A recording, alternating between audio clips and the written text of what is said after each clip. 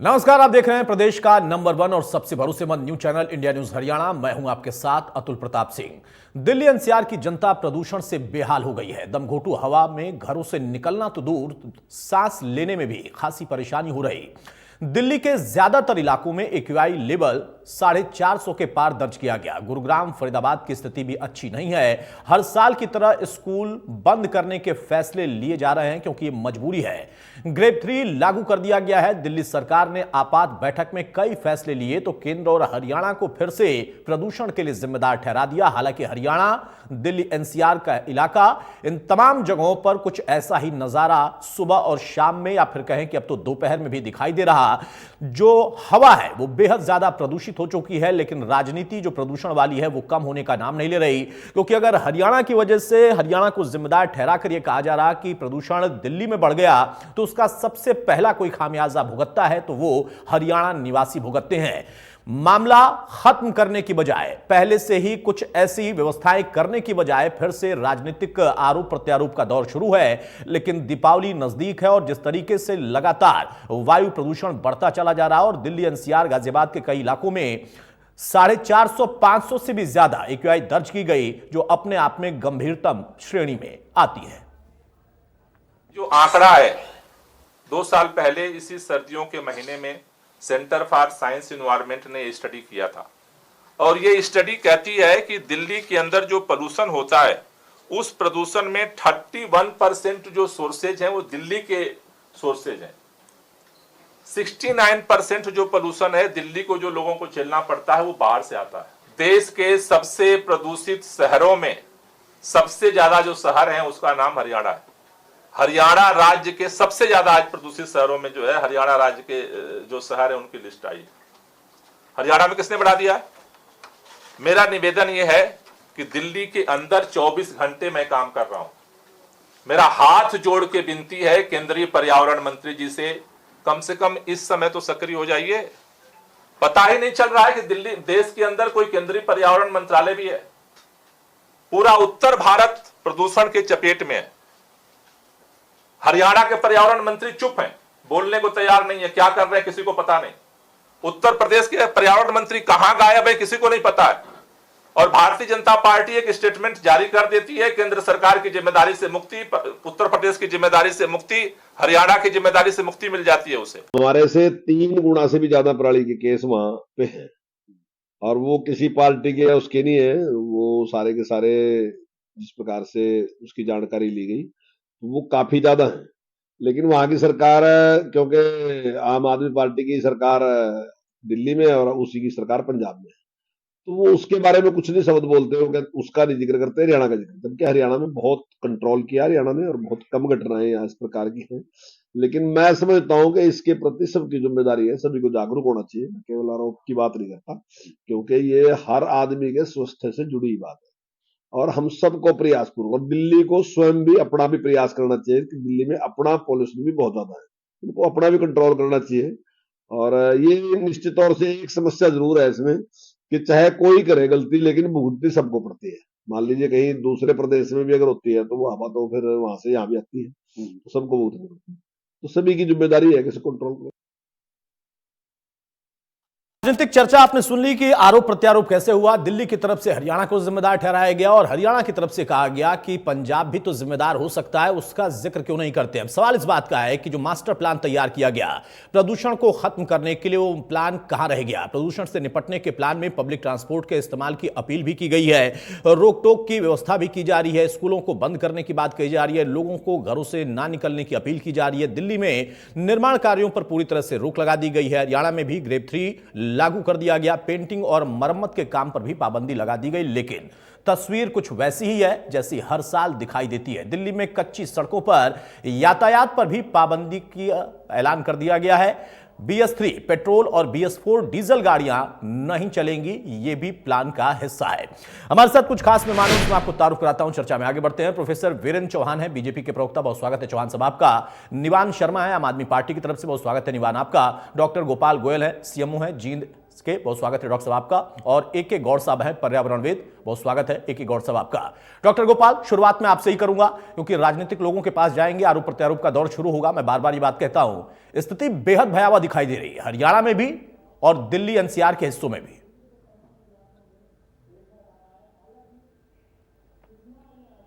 Doctor Gopal, मेरी आवाज आ रही है?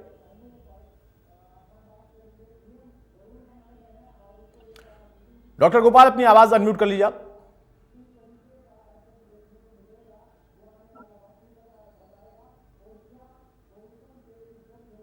चलिए, शायद मेरी आवाज उन तक नहीं जा रही है। AK गौड़ साहब, पर्यावरणविद के तौर पर आप लोग लगातार सचेत करते रहते हैं, काम करते रहते हैं और सरकारें भी काम करती हैं, लेकिन उस काम का नतीजा क्या निकला? जो तस्वीर इस वक्त देश की राजधानी दिल्ली, उससे सटे NCR के इलाके की है, वो अपने आप में बड़ा भयावह है। 500 से भी ज्यादा कई जगहों पर AQI दर्ज हो रहा है और हरियाणा के भी तमाम शहर बताया जा रहा है कि बेहद ज्यादा प्रभावित दिख रहे हैं। और यह सिलसिला कोई 1-2 दिन का नहीं है, अभी लंबे समय तक ये बना रहेगा। नमस्कार इंडिया न्यूज हरियाणा के सारे दर्शकों को, आपको जी। ये हम चर्चा कर रहे हैं, हर साल करते हैं, इसी समय करते हैं। ये है फायर फाइटिंग। आग लग गई तो आग को बुझाना कैसे है। बड़ा अफसोस है, सरकार चाहे बीजेपी की हो, आपकी हो, कांग्रेस की हो, किसी की भी हो, किसी सरकार ने ये आग ना लगे ये काम नहीं किया। हम 2 दिन महीने बाद ठीक हो जाएगा, खत्म। प्रदूषण सारे साल है सर। आप ये बताओ कि नीला आकाश हमने लास्ट कब देखा है? या तो लॉकडाउन में देखा या बारिश में 1-2 दिन देखा। प्रदूषण सारा है इस समय, क्योंकि वातावरण दिन और रात का टेम्परेचर में फर्क होता है, वो नीचे रहता है, ऊपर नहीं जा पाता। ये नहीं है कि बाकी दिन हम बहुत ठीक ठाक हैं। और आपने भी पढ़ी होगी, सबने पढ़ी होगी, 3 दिन पहले इकोनॉमिक टाइम में दिल्ली की में रिपोर्ट आई है मेडिकल एसोसिएशन की। दिल्ली और NCR के 15 साल से नीचे वाले बच्चों में 30 से 35% एस्थमिक लक्षण हैं। डॉक्टर साहब इस बात को तवीत कर देंगे। और ये जो पोल्यूशन का जो जितनी डिबेट मैंने अभी तक सुनी है राजनेताओं की, वो सारा पराली पराली पराली पराली पराली है 9th कारण पोल्यूशन का, और वो भी 15-20 दिन के लिए। सबसे बड़ा कारण है फॉसिल फ्यूल। उसके बाद जो मेन कारण है इंडस्ट्रियल पोल्यूशन। उसके बाद कारण है गार्बेज बर्निंग। उसके बाद यूज है, हमारा बैन हो चुका, प्रधानमंत्री जी कर चुके, use of single use plastic, जिसको जलाते हैं बहुत टॉक्सिक गैसें निकलती हैं उसके बाद आता है पराली, और फिर उसके बाद आता है केमिकल पोल्यूशन लास्ट में। अब ये है कि पराली है। अब दूसरी बात, जो व्हीकुलर ट्रैफिक जिसकी आपने बात करी थी लास्ट मिनट कनेक्टिविटी वगैरह के लिए, अब उसमें एक चीज लोगों को दिमाग में नहीं ना कोई बताता है, जो धुएं से निकलता है वो तो है। एक और चीज मैं आपकी सब में डालना चाहता हूं दर्शकों को। जब एक गाड़ी चलती है 2 व्हीलर या 4 व्हीलर, 1000 किलोमीटर चलने के बाद उसका जो वजन है टायर का 300-350 ग्राम कम हो जाता है। मतलब वो टायर घिसता है फ्रिक्शन के साथ। और आजकल के मौसम में जब वो घिसता है, माइक्रो जो उसके कण बनते हैं वो हवा में, क्योंकि ह्यूमिडिटी ज्यादा है, मिलाकर के वो मर्क्यूरियस ऑक्साइड बनाता है। डॉक्टर साहब इस बात को सर्टिफाई करेंगे कि मर्क्यूरियस ऑक्साइड लोगों के इनहेल जब करेंगे लंग्स के लिए बहुत खतरनाक है, कैंसर कई। तो ये जो सारी चीजें हैं, इनको टोटलिटी में अगर देखा जाए तो फायदा है। वरना हम हर साल अक्टूबर में नवंबर में आ जाएंगे, 2 महीने डिबेट कर लेंगे, हो जाएगा। कांग्रेस बीजेपी का नाम ले देगी, बीजेपी कांग्रेस का नाम ले देगी, क्या उसमें कुछ फर्क पड़ेगा? नहीं। पहले केजरीवाल जी पंजाब सरकार को बोलते थे, पंजाब में कैप्टन अमरिंदर सिंह की सरकार थी, अब वो चली गई अपनी है, अब हरियाणा को बोलेंगे, कल को हरियाणा में कांग्रेस की आ जाएगी उसको बोलेंगे, परसों किसी और की आ जाएगी। इसका कोई अंत नहीं है, ये ब्लेम करने का अंत नहीं है सर। तो इसका जो वो बंदा जाके थाना 20 के ऊपर आके खड़ा होएगा, फिर स्ट्राइक कर रहे हैं। और आप ठीक है गौड़ साहब, मैं रोक रहा हूं आपको। बिल्कुल सही कहा आपने कि आरोपों प्रत्यारोपों के बीच में असल मुद्दों को हम गंवा देते हैं, भूल जाते हैं। क्योंकि जो आपने बताया कि पराली अगर है जिम्मेदार, पराली की वजह से प्रदूषण है, तो वो कितने नंबर पर आती है और फिर वहां पर एक दूसरे पर भी आरोप प्रत्यारोप है। वीरेंद्र चौहान साहब, भाई केंद्र में आप हैं, जिम्मेदारी आपकी बनती है। दिल्ली सरकार कह रही है कि तत्काल आप आपात बैठक बुलाइए, लेकिन उस बीच में एक बड़ा आरोप फिर से हरियाणा पर है। पराली, हरियाणा के शहर प्रदूषित, इन बातों का जिक्र करके गोपाल राय ने स्पष्ट कहा कि भाई हम क्यों ना कहें। रिपोर्ट कहती है कि असल में हरियाणा के शहर ज्यादा प्रदूषित हैं और उसकी वजह से दिल्ली और NCR का हिस्सा भी बहुत ज्यादा प्रभावित है। वीरेंद्र चौहान।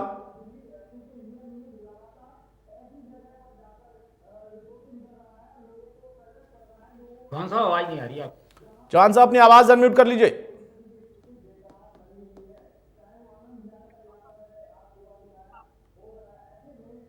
चलिए, शायद मेरी आवाज नहीं जा रही है। निवान, आप मुझे सुन पा रहे हैं?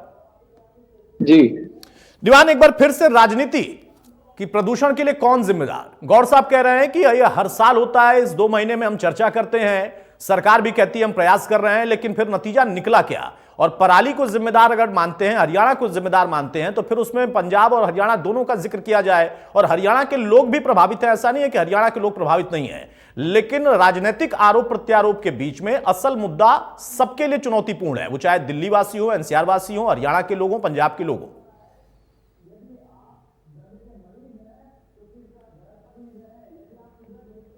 जी जी जी देखिए, बहुत बहुत नमस्कार आपको। और अभी मैं गॉड साहब की बातें सुन रहा था, बहुत सीनियर व्यक्ति हैं और उन्होंने जिस तरह से बात को रखा उसमें गंभीरता है और हम इस गंभीरता को समझते हैं। उनकी जो चिंताएं हैं, जो जो उन्होंने इश्यूज बोले हैं, हम पूरी तरह से उनके साथ सहमत हैं।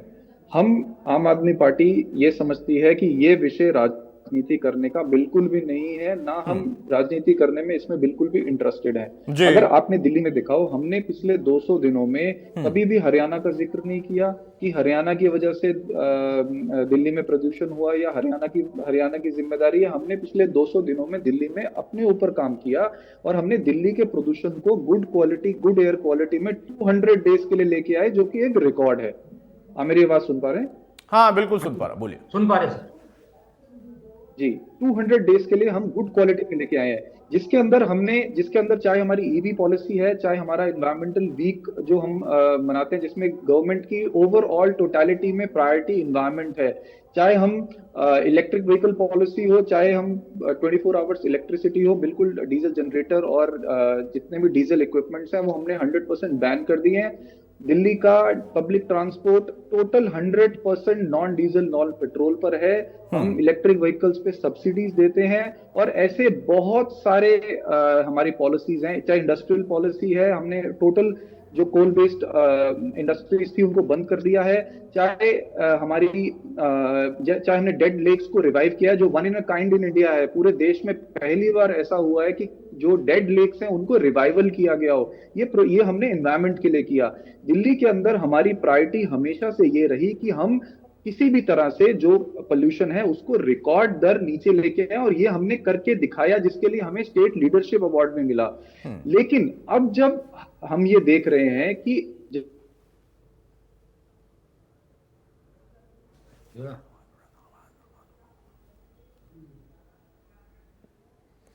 चलिए, शायद कुछ आप मेरी आवाज सुन पा रहे? हाँ, बोलिए दीवान, बोलिए। जी, मैं ये बोल रहा हूं कि अब जब हम रियल टाइम मॉनिटर कर रहे हैं तो हमारा डेटा ये बताता है कि दिल्ली का जो अपना पोल्यूशन सोर्स है वो 20 to 30% वेरी कर रहा है, और लगभग 60 to 70% जो है वो आउटसाइड सोर्सेज से है। आउटसाइड सोर्सेज 2 हैं, एक है हरियाणा जो पराली चल रही है, एक है पंजाब। अगर हम पंजाब की बात करें, पंजाब के अंदर जो हमने मेजर्स लिए हैं उससे ओवरऑल पंजाब में अपना पोल्यूशन इतना कम हुआ है, तो हम उसको कैसे ब्लेम करें कि वो दिल्ली के पोल्यूशन में ऐड कर रहा है। पंजाब के पोल्यूशन में एक रिकॉर्ड 50% गिरावट है। ये मेरे पास डेटा है प्रूफ करने के लिए। अगर मैं हरियाणा की बात करूं, हरियाणा में आज ये नेशनल एजेंसीज के डेटा हैं कि टॉप 52 पोल्यूटेड सिटीज में से 20 पोल्यूटेड सिटीज हरियाणा में है। उसके बाद ये डेटा है कि टॉप 12 जो सिटीज हैं उसमें से 6 सिटीज हरियाणा में है। और प्लस जो हम ग्राउंड में देखते हैं, ग्राउंड में इन्होंने जो बायो प्रोडक्ट जिससे पराली होती है वो देखी जाए, वो अवेलेबल नहीं कराई है, बिलर मशीन्स अवेलेबल नहीं कराई हैं। और अगर आप हाईवे पे हरियाणा में किसी भी तरफ निकल जाइए, मैं आपको वीडियोस दिखा सकता हूं कि एक बहुत बड़े स्केल पर पराली जलाई जा रही है, बहुत बड़े स्केल पर इंडस्ट्रियल पोल्यूशन है। हरियाणा में पोल्यूशन की स्थिति इस समय बहुत सीरियस है, जो आसपास के सारे एरियाज को अफेक्ट कर रही है और हरियाणा को भी बहुत बड़े लेवल पर अफेक्ट कर रही है। देखिए, जब देश में 50 में से 20 शहर जो हैं वो हरियाणा के हैं, तो सबसे ज्यादा अफेक्ट तो हरियाणा ही हो रहा है ना उससे। तो हम ये चाहते हैं कि ये बहुत गंभीर सिचुएशन आ गई है। नहीं, बिल्कुल सहमत हूं मैं आपकी बात से कि यह सिचुएशन बहुत गंभीर है, इसको गंभीरता को हम बिल्कुल इसको नकार नहीं सकते हैं। लेकिन आपने जब बात अपनी रखी उसमें दो महत्वपूर्ण बातें आपने कही। निवान, आपने कहा कि हमने कभी हरियाणा को जिम्मेदार नहीं ठहरा और आखिरी में फिर आपने हरियाणा को जिम्मेदार ठहरा दिया। आपने कहा पंजाब और हरियाणा दो का जिक्र होता है, लेकिन पंजाब में मेरे पास आंकड़े हैं, हमने ये कम कर दिया है।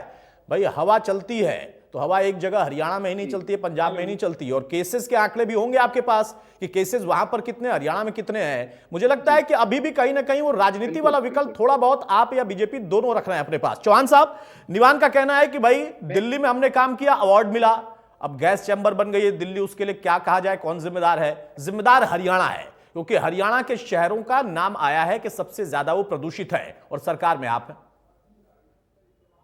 अतुल भाई, मेरा ऑडियो मिल रहा है आपको? हाँ बोलिए बोलिए, चौहान साहब बोलिए।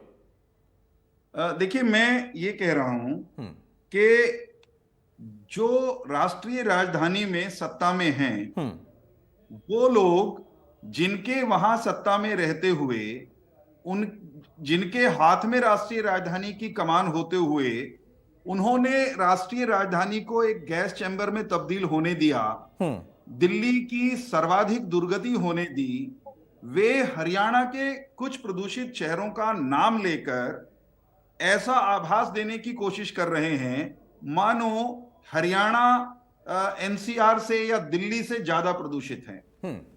राष्ट्रीय राजधानी की जो दुर्गति हुई है, क्या वो पाप या वो असफलता हरियाणा के कुछ प्रदूषित शहरों का नाम अगर इनके मंत्री ले देंगे या विवान जी यहां ले देंगे पैनल पर बैठकर, तो क्या वो गंभीर स्थिति जो है वो इग्नोर करने लायक हो जाएगी?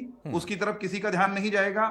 दिल्ली की जो दशा है कि वहां पर ग्रेप 3 लगाने की नौबत आ गई, वहां पर आपको स्कूल बंद करने पड़ रहे हैं, वहां गंभीरतम स्तर वो एयर क्वालिटी इंडेक्स का आ चुका है। उस पर चिंतित होकर और उसकी चर्चा करते हुए या उसकी चर्चा करने के बजाय दिल्ली के मंत्री जो हैं वो कैथल की तरफ देख रहे हैं, वो जींद की तरफ निहार रहे हैं। जबकि हकीकत ये है कि मान लीजिए पल भर के लिए इनकी बात कोई हम सुन लें, मान लें, हमारा कैथल अगर अधिक प्रदूषित है, अगर गोपाल गोयल जी जींद के सिविल सर्जन है और इनका जींद भी अतिरिक्त प्रदूषित है, तो भाई गारंटी के तौर पर कह सकता हूं कि जींद की पोल्यूशन और कैथल की पोल्यूशन से दिल्ली प्रदूषित नहीं है। जींद की समस्या जींद की समस्या है, कैथल की समस्या कैथल की समस्या है। उसकी चिंता हम कर लेंगे, हरियाणा के लोग कर लेंगे। आपने पॉइंट आउट कर दिया, आपका धन्यवाद। परंतु दिल्ली की दुर्गति के लिए उत्तरदायी लोग उपदेशक जब बनते हैं तो फिर यह कहना पड़ता है कि उनका इंटरेस्ट आरोप लगाकर भाग जाने में है। उनका स्टाइल राजनीति का यही बन गया है, पहले आरोप लगाते हैं, अनाप शनाप बोलते हैं, फिर जब इनके आरोपों को कहीं कोई अदालत में चैलेंज कर दे तो फिर ये माफिया मांगने के भी विशेषज्ञ बन गए, अरविंद केजरीवाल से लेकर के। और आज भी सुप्रीम कोर्ट ने इनके एक सांसद महोदय को ये कहा है कि वो जाएं और सदन के नेता के सामने अनकंडीशनल माफी मांगे। ये इनकी राजनीति का स्टाइल बन गया है। मुझे इनकी राजनीति के इस स्टाइल पर आपत्ति है। देखिए अतुल भाई, मैं आप और निवान शर्मा जी को बराबर की चिंता होनी चाहिए कि एयर पोल्यूशन के कारण, वायु के प्रदूषण के बढ़ते स्तरों के कारण एक स्टडी आई थी 2019 में, वो रोंगटे खड़े कर देने वाली स्टडी है। हम सब के लिए चिंता का, सामूहिक साझी चिंता का विषय होनी चाहिए कि भारतवासियों का लाइफ स्पैन, औसत आयु भारतवासियों की 2019 के एक अध्ययन के अनुसार वो खराब हवा के कारण, प्रदूषित हवा के कारण वो 6 से 9 साल घट गई है या घट रही है। और सबसे ज्यादा पीड़ित, प्रताड़ित, संकट में अगर कोई है तो वो तो या तो बुजुर्ग हैं हमारे, गौड़ साहब वाली पीढ़ी है, या फिर इनके पोता पोती वाली पीढ़ी है, यानी चिल्ड्रन एंड एल्डर्स। ये सबसे ज्यादा संकट में हैं। इनके ऊपर सबसे ज्यादा मार पड़ रही है। ठीक है, अब इस संकट को स्वीकारना चाहिए, मैं ईमानदारी से स्वीकार करता हूं, ये सामने है, इससे आंख मूंद के गुजारा नहीं होगा। उसके बाद सवाल ये उठता है कि कौन क्या कर रहा है। हरियाणा के बारे में मैं, क्योंकि इन्होंने सवाल हरियाणा पर उठाए, तो मैं उत्तर पहले भी दे चुका हूं, आज फिर आपके चैनल पर भी मैं उत्तर दूंगा। हरियाणा ने खास तौर पर जो सर्दी के आगमन के समय, धान की कटाई के समय हम पर आरोप लगता है, हमारा AQI भी खराब हो रहा होता है, और ये दिल्ली वाले अरविंद केजरीवाल जी की और निवान शर्मा जी के फेफड़ों की भी सारी जिम्मेदारी हरियाणा के किसान पर डाल देते हैं। मैं इनको ये बताना चाहता हूं कि हरियाणा में पराली जलाने की घटनाएं, जिसका जिक्र ये बार बार यहां करते हैं कि हरियाणा जल रहा है, आग ही आग दिखाई दे रही है, गजब के लोग हैं। नासा के सैटेलाइट की इमेजेस पब्लिक डोमेन में पड़ी हैं। सर, हमसे पंजाब का एरिया निवान भाई 4 गुना नहीं है, हमसे थोड़ा सा ही तो क्षेत्र ज्यादा होगा, हमसे थोड़ा सा ही तो धान के अंदर उनकी जमीन ज्यादा होगी, हमसे थोड़ी सी ही तो धान ज्यादा उगाते होंगे, लेकिन हमारी तुलना में 4 गुना से अधिक सितंबर अक्टूबर में पराली जलाने की घटनाएं पंजाब की रिकॉर्ड हुई हैं। नासा की सैटेलाइट इमेजेस पंजाब को झुलसता हुआ, जलता हुआ, धधकता हुआ दिखा रही हैं। आप पंजाब की पीठ थपथपा रहे हो, और ये भी आज थपथपा रहे हो क्योंकि वहां भगवंत ठीक है, सिंह मान लेकिन बैठे चौहान हैं। साहब, एक आज एक झाड़ू क्योंकि वाले आपने हैं। बड़ी अच्छी बात एक कही कि इस मामले पर मुझे लगता है कि ये- गंभीरता से चर्चा मुझे करनी आपको चाहिए, ये बात राजनीति है। नहीं करनी चाहिए। एक विषय है जिस पर मुझे लगता है कि आपकी बात को मैं कहूंगा कि ज्यादा मजबूत है कि केंद्र में आप बैठे हुए हैं, सामूहिक प्रयास और सामूहिक बैठक, इसके प्रयास उसी स्तर पर होने चाहिए, वरना तो एक दूसरे राज्य आरोप प्रत्यारोप लगाते रहेंगे। जितनी चिंता आपको हुई उतनी चिंता निवान भी कर रहे हैं, लेकिन आरोपों के साथ आप उन पर, वो आप पर। बहरहाल गोपाल गोयल साहब, प्रश्न यहां पर यह है कि हरियाणा के साथ भी समस्या है, दिल्ली NCR तो गैस चैम्बर बन गया, लेकिन प्रयास राज्य अपने स्तर पर कर रहे हैं क्योंकि अलग अलग पार्टियों की सरकारें वहां पर है। वो कहते हैं कि हमारे यहां ठीक है, वहां से गड़बड़ी आ रही है।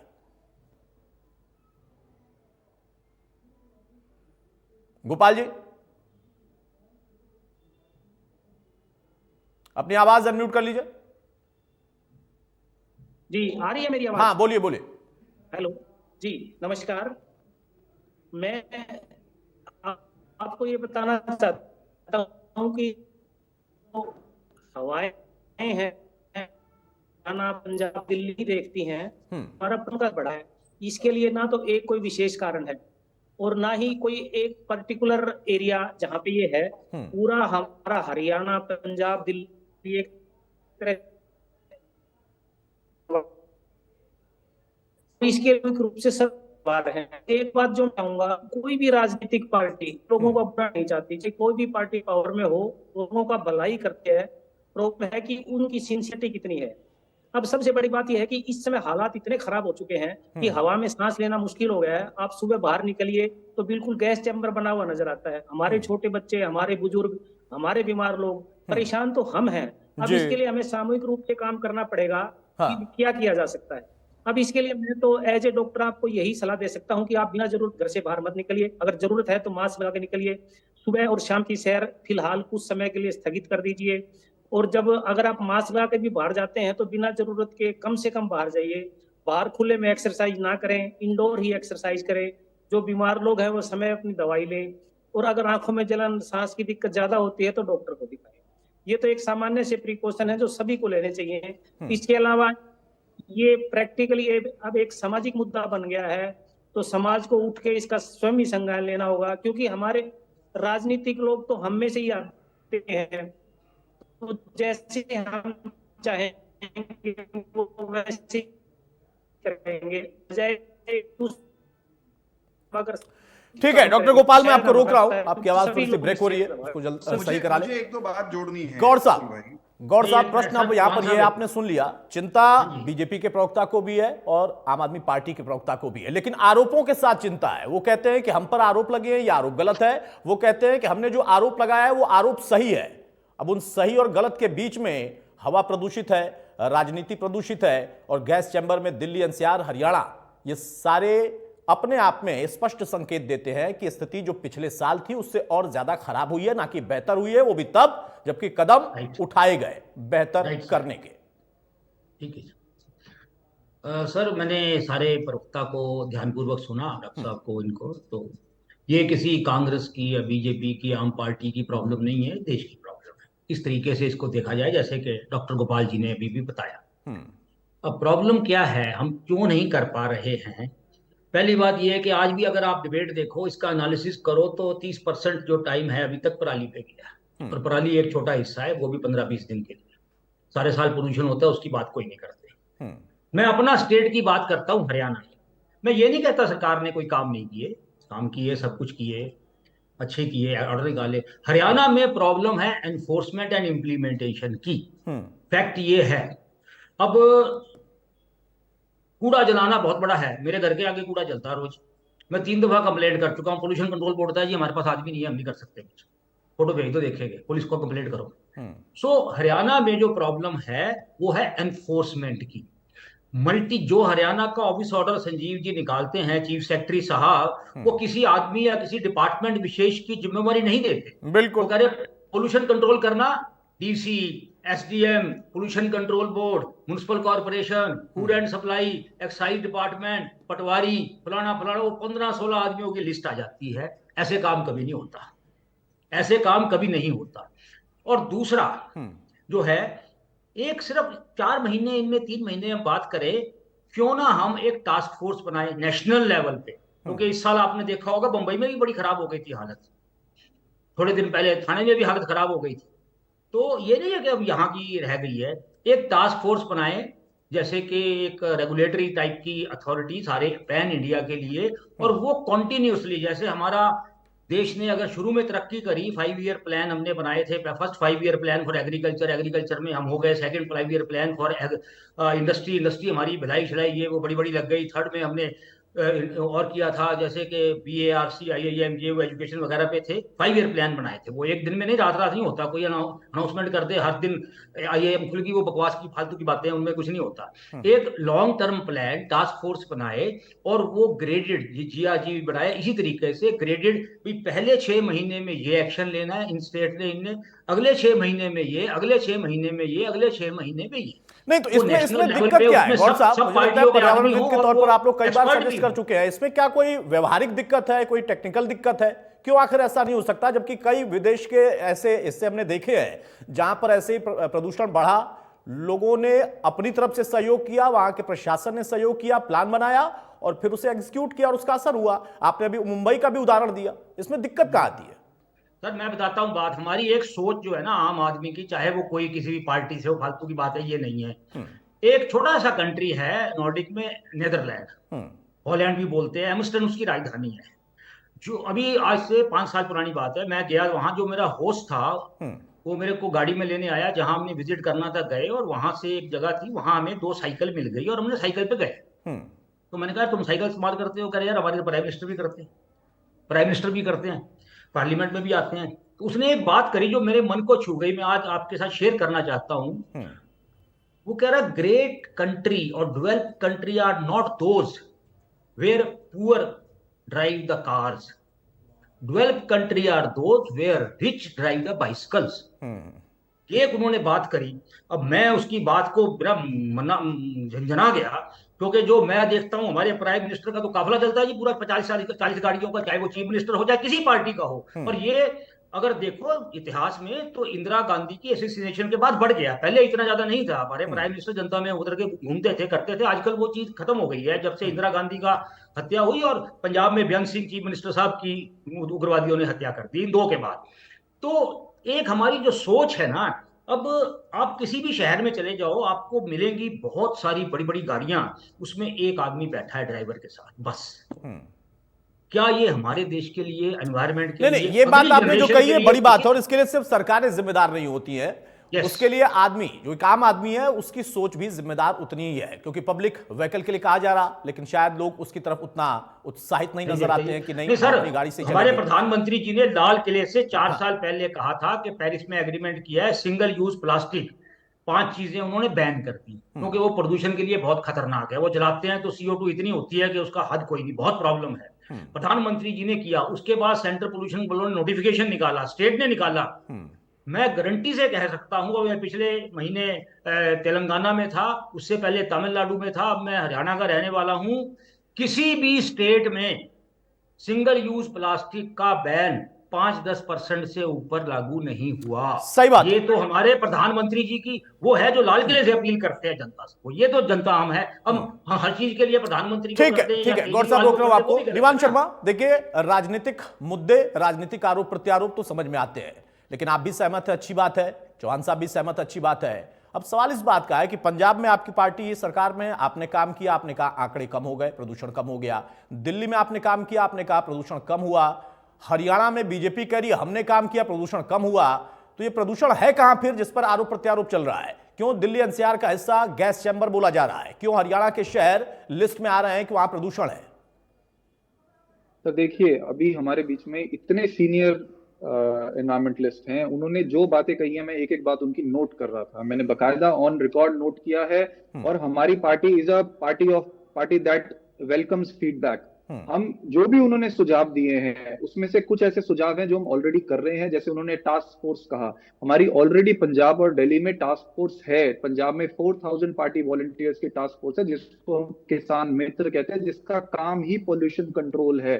और दूसरा, जहां तक हमारा implementation of policy, enforcement of policy, sir ने कहा हमारा इन्फोर्समेंट ऑफ पॉलिसी में हम जब पॉलिसी को अनाउंस करते हैं तो वो एक डिपार्टमेंट है जो इन्फोर्समेंट में काम करता है। उसको रिजल्ट ओरिएंटेड होना जरूरी होता है, कि उसको फीडबैक देना होता है कि मैंने ये पॉलिसी यहां तक पहुंची, कहां तक पहुंची है। हमारे मुख्यमंत्री हर रोज मीटिंग लेते हैं एनवायरमेंट पे। अगर आपने पिछले दिनों उनके ट्वीट्स देखे हो, हर रोज वो AQI दिल्ली का ट्वीट करते थे कि आज इतना है, आज इतना है। कि इसका मतलब यह है कि मुख्यमंत्री जी खुद इंटरेस्ट ले रहे हैं। हमारे एनवायरमेंट मिनिस्टर जो हैं वो डेली इमरजेंसी मीटिंग कर रहे हैं।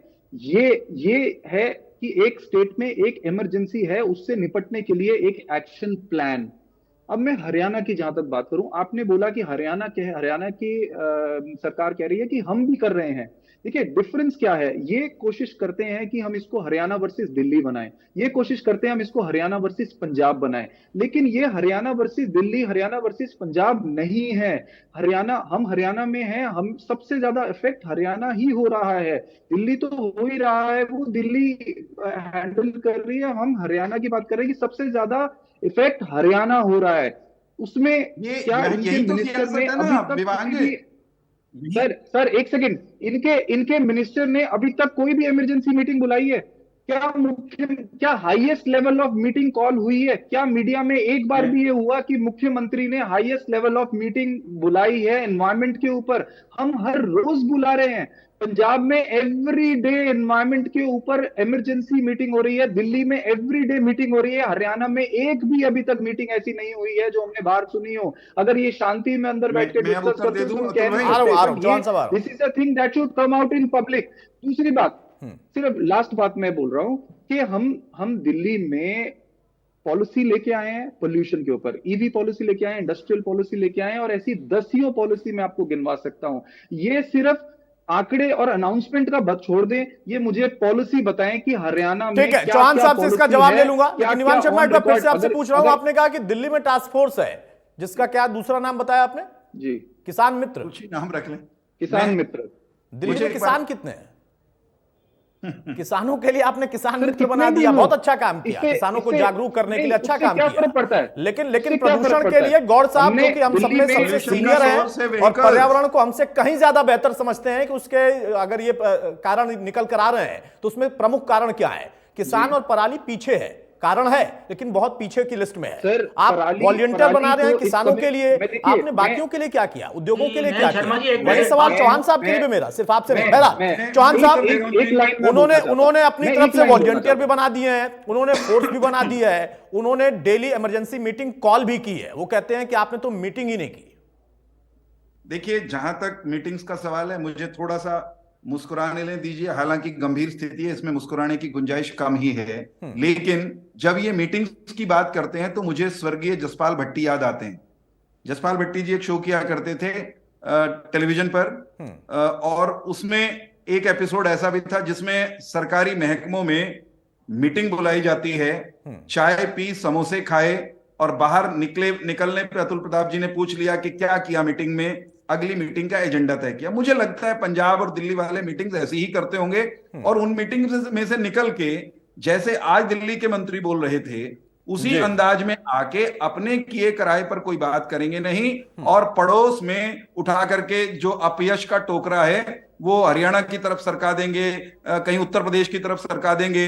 दिल्ली का पोल्यूशन को संभालने वाला मंत्री वो उत्तर प्रदेश के मंत्री को ढूंढता घूम रहा है, हरियाणा के मंत्री क्या कर रहे हैं इस पर ज्यादा चिंतित हो रहा है, बजाय अपने राज्य में अपनी स्थिति को संवारने पर फोकस करने के। इससे एक भी बात नहीं है सर आपके पास कि आप बताएं कि मैंने क्या किया। मैंने आपकी सारी बातें सुनी, आप पॉलिसीज बता दीजिए। This is not fair sir मुझे मेरी बात जस्ट रिक्वेस्ट कर रहा हूं, शर्मा जी आप बोलने बता दो। दीजिए हरियाणा में क्या कर रहे हैं। दिस इज नॉट द वे, फायदा नहीं है, फायदा नहीं। मुझे उत्तर देने दीजिए। बोलिए, आप बोलिए सर, बोलिए। बस मैं ये चाह रहा था, बता दीजिए क्या क्या पॉलिसी, बस दैट्स इट। आप बोलिए। नहीं वीरेंद्र शरद चौहान जी, आप ये बताइए, मैं हरियाणा का आदमी हूँ, महाराज मैं आ रहा हूँ कंट्रोल करने के लिए गौड़ साहब मैं क्या आ रहा हूँ, एक्शन लिया एक मुझे साल में? पूरा तो करने दीजिए। अब मैं फरीदाबाद में हूँ, फरीदाबाद दिल्ली से ज्यादा दूषित है सर। अगर आप सुनेंगे एक्शन लिया आपकी सरकार ने। सुनते हैं गौड़ साहब, चौहान साहब जवाब दे रहे हैं, सुनते हैं। गौड़ साहब अगर आप मेरी बारी में बोलते रहेंगे और निवान शर्मा भी बोलते रहेंगे तो इस गठबंधन को जवाब कैसे दूंगा मैं? मेरा उत्तर सुन लीजिए। सर जवाब दिया। No this is not the way. ये सवाल पूछने का काम एंकर का नहीं, गौड़ साहब ने सिर्फ इतना कहा है कि अगर हरियाणा में आपने कुछ कदम उठाए हैं तो उसको आप बताइए। वो किसी गठबंधन का हिस्सा नहीं है। उन्होंने आम आदमी पार्टी पर भी सवाल खड़े। सुनते हैं गौड़ साहब, सुनते हैं। चौहान साहब प्लीज कंटिन्यू। गौड़ साहब ने जो कहा, सीरियस प्रॉब्लम है, गौड़ साहब serious matter, that is why I am saying ये सीरियस मैटर है। और यहाँ आप बताइए सर, प्लीज बताइए। कलाकारों की तरह अगर दिल्ली के मंत्री आकर के सवाल पूछ रहे हैं कि उत्तर प्रदेश के मंत्री कहाँ है और पंजाब हरियाणा के मंत्री कहाँ हैं, तो मेरा सवाल पूछना उनसे बनता है।